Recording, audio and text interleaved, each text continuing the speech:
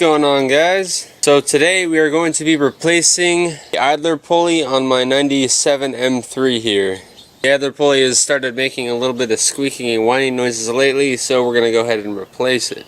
Tools we will be using: 8mm socket, a 3/8 driver, and these guys are to get the belt off. That's the tensioner tool you will need. It's an 8mm. If you want to use an Allen key, that works too. I find you get a lot more leverage with using a wrench like this. You can also use one of those. That's like a 3/8 breaker bar deal going on, and that thing works exceptionally well for getting the belt tensioner loose. And you'll need a 16mm socket. That's to get the bolt off for the idler pulley.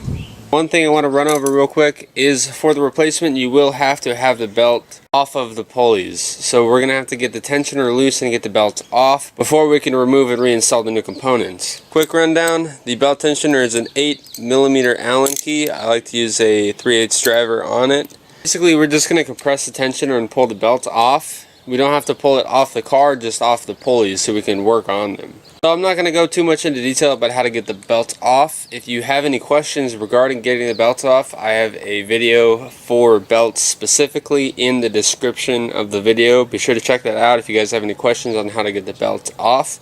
I'll also go through some of the differences with this car versus a factory E36. Okay, so now that the belt's off, we can get a better view of the idler pulley. That's the idler pulley right there. And as you can tell, it doesn't sound too good. Spinning pretty rough. Basically, once the belt's off, that guy comes right out.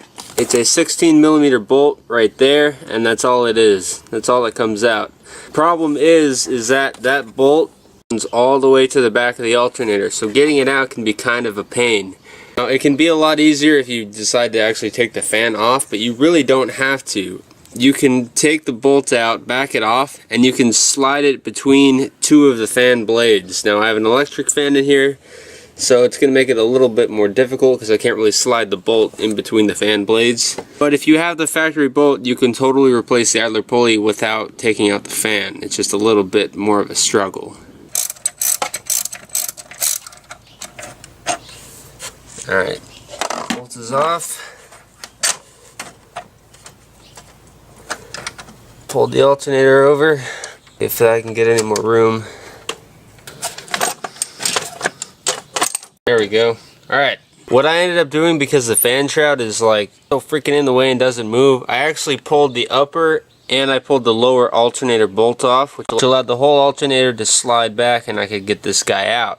Now, if you have an electric fan, you might have to do that. If you have a clutch driven fan, you could get away without moving the alternator at all. It's just a 16mm bolt here and a 16-1 literally straight down underneath this one. So this is a little bit extreme for taking off one of these. You really don't have to take it that far and get the whole alternator out. But if you have no other way and you can't get it out with the fan in place, that's an option as well.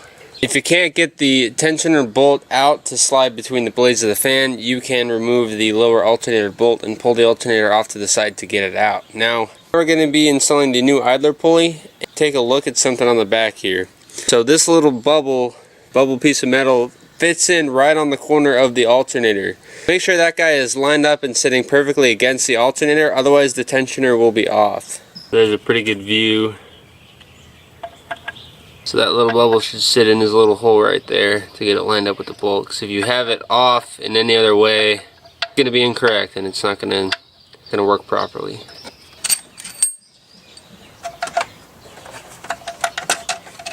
Get the tensioner in its seat, round it into place.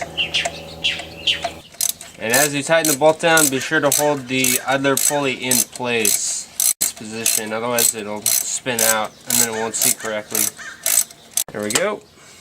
So for those of you guys who like torquing, the torque spec for it calls for, from what I've read, 30 foot-pounds. But I've seen a lot of threads that don't really have a direct answer, and 30 foot-pounds seems kind of excessive for these little pulleys. I'm going to send it at 250 inch-pounds.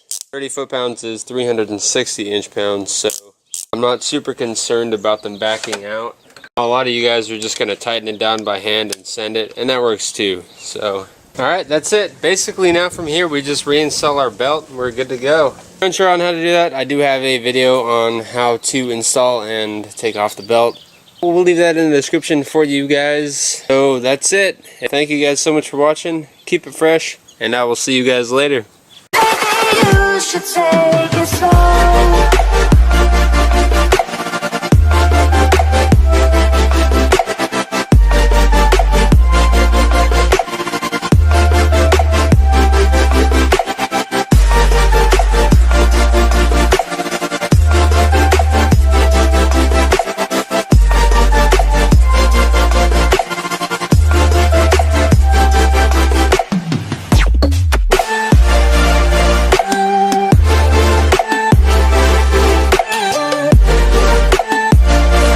And just confirm that all the keys are on properly.